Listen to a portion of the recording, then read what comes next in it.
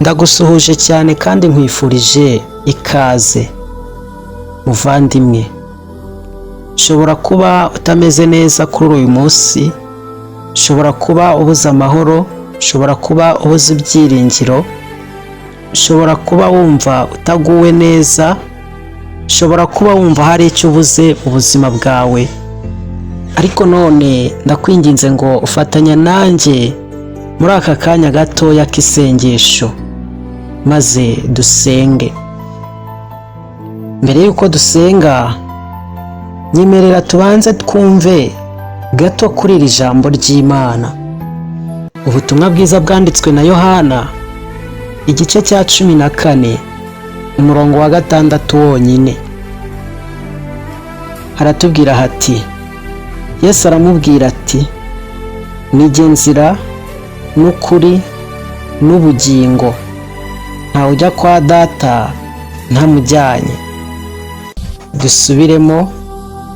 Yesu aramubwira ati, "Nijye nzira n'ukuri n'ubugingo, ntawe ujya kwa Data ntamujyanye." Mwene data mukundwa muri Kristo Yesu, inzira abantu bacamo ni nyinshi. Inzira abantu bicira bagira ngo bagere ku bibashimisha ni nyinshi. Inzira abantu bacamo bagira ngo biheshe amahoro ni nyinshi. Nawe hari ibyo uzi ushobora kuba urimo n'inzira uri gucamo kugira ngo urebe ko wagira amahoro yo mu mutima. Ariko none muvandimwe, nyemerera nkuzanire iri jambo rikubwira yuko ari nta yindi nzira ibaho, ari nta kundi kuri kubaho, ari nta bundi bugingo bubaho uretse ibibonerwa muri Kristo Yesu, umwana w'Imana. Uyu Yesu waramuhawe kugira ngo akubere isoko y'amazi iguhesha ubugingo. Uyu Yesu waramuhawe kugira ngo akubabarire, agukureho ibyaha byose uregwa.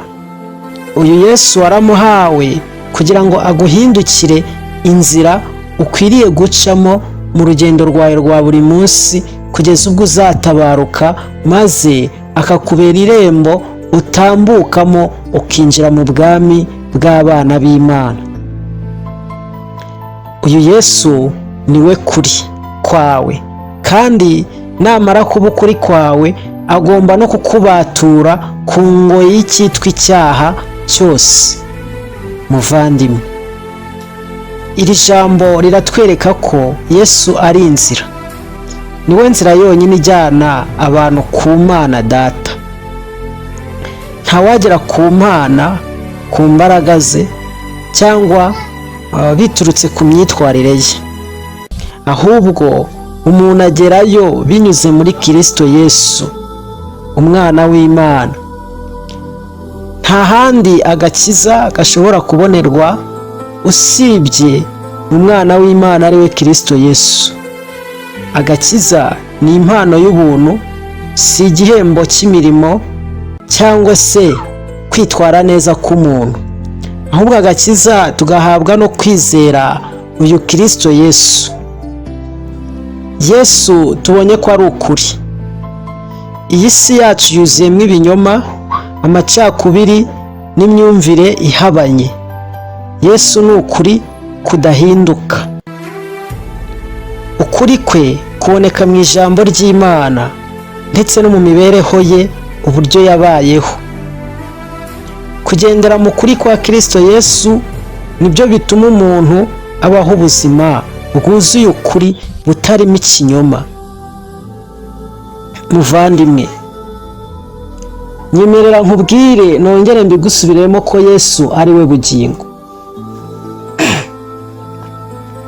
Yesu niwe bugingo, niwe utanga ubugingo bushya bwo mu mwuka, ubuzima buhinduwe rwose. Niwe ushobora kuguhindura, agahindura uwo mutima wawe.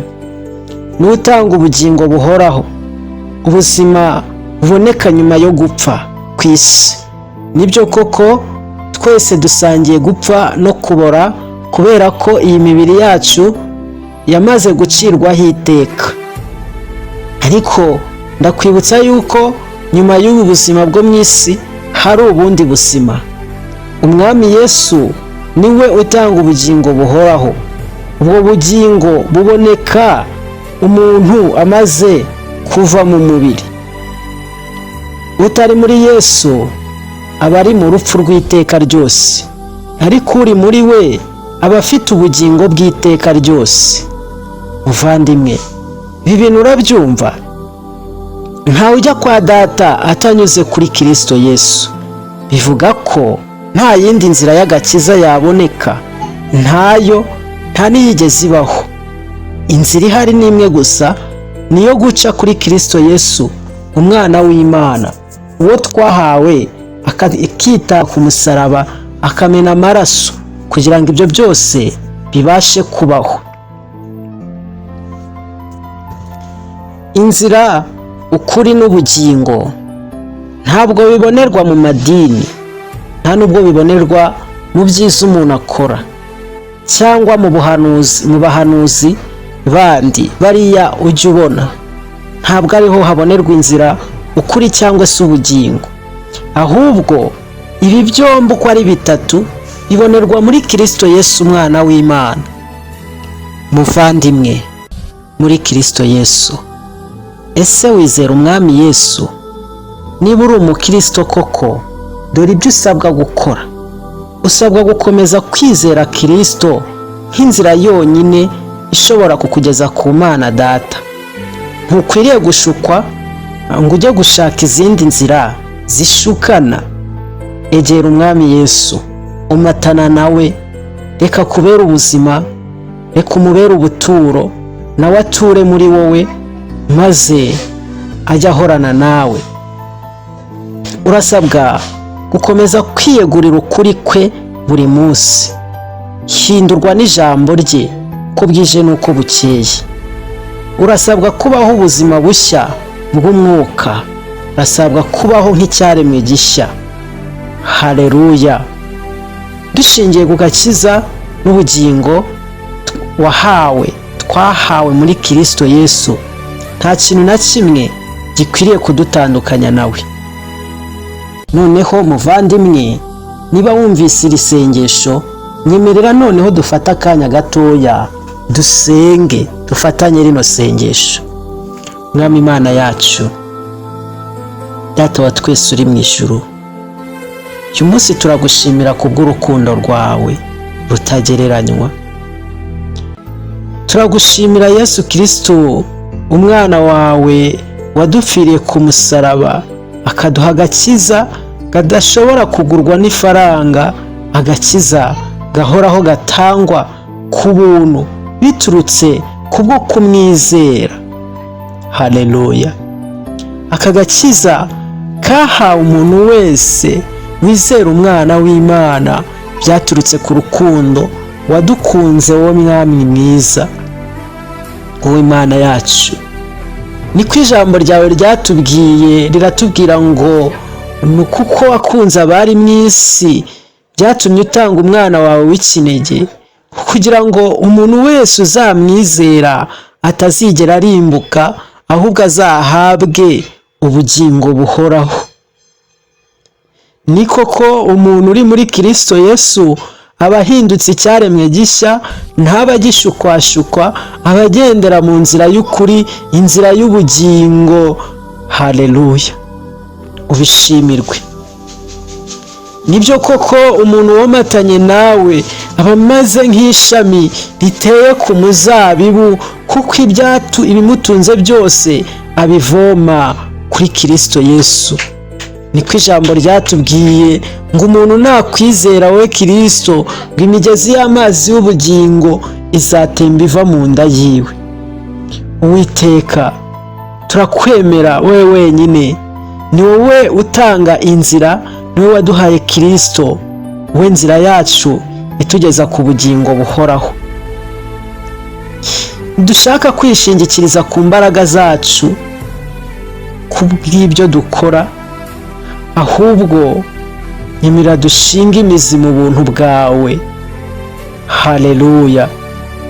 Turagusaba ngo umenye imitima yacu, uyihanagure, uyikize, uyikure mu bubata bw'ibyaha, maze ibohokere gukunda Kristo no kumushaka iteka kugira ngo agendane natwe.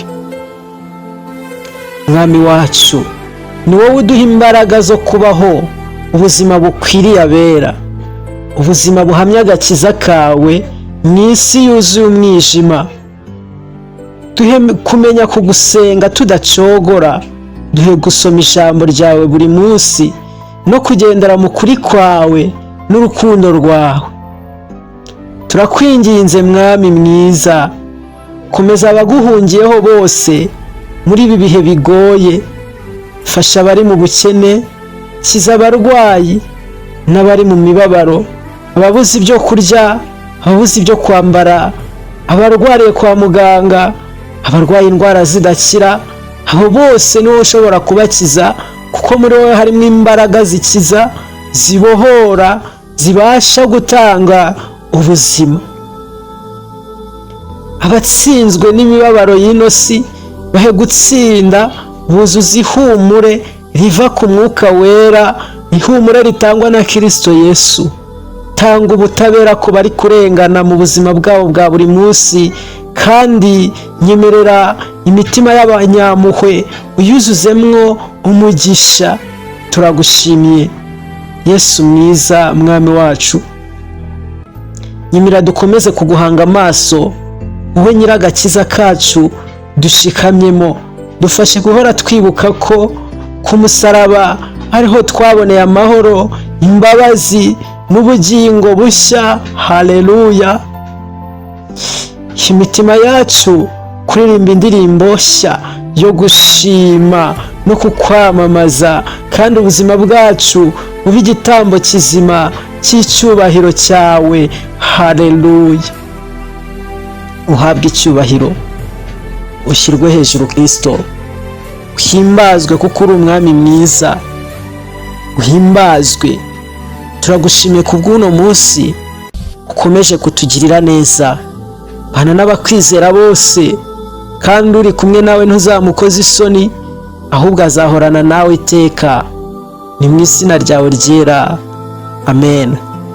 Muvandimwe, isengesho niba rigufashije, nyemerera urisangize n'abandi, kandi wibuke gukanda subscribe kugira ngo dukomeze kubana.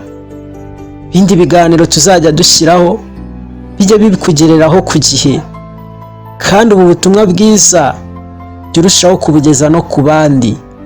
Ari mwe muri mu mahanga, turabasengera ngo ubuntu bw'Imana bube kuri mwe. Ari mwe muri mu gihugu cy'u Rwanda, namwe turabareba, mitima yacu ibahanze amaso kugira ngo muhindukirire Kristo. Mwabatuye isi mwese mwe, murahamagarirwa kwizera umwami Yesu kugira ngo abe ari bubarokora. Komeza ubane natwe, ntujye kure yacu kugeza ubwo Kristo azagaruka tutakiri muri ino si. Mu izina rya Yesu, amen.